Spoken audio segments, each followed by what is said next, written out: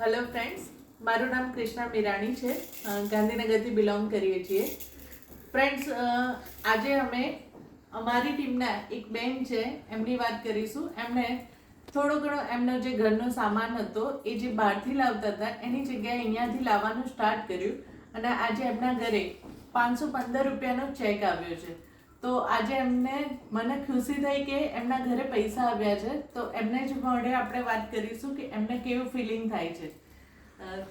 દિવ્યાબેન, મારું નામ દિવ્યાબેન છે.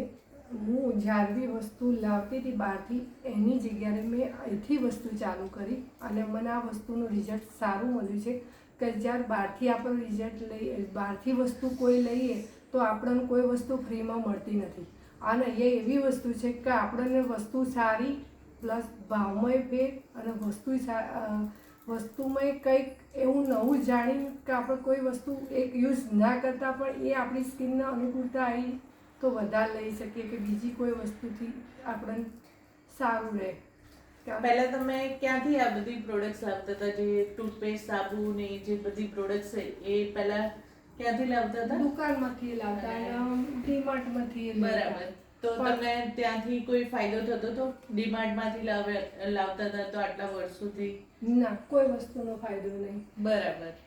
જો ફ્રેન્ડ્સ, એ પહેલા ડીમાર્ટમાંથી લાવતા હતા તો કોઈ ફાયદો નહોતો થતો. તો હું બધાને એ જ કહેવા માંગીશ કે ડીમાર્ટ આપણે આ જે રોજિંદી પ્રોડક્ટ્સ આપણે રેગ્યુલર યુઝ કરીએ જ છીએ અને ડીમાર્ટમાંથી લાવીએ છીએ તો આપણને કોઈ ફાયદો નથી થતો. પણ જ્યારે વેસ્ટીજ છે તો વેસ્ટીજ આપણને પ્રોડક્ટની સારી ક્વોલિટીની સાથે સાથે આપણને ઇન્કમ પણ આપે છે.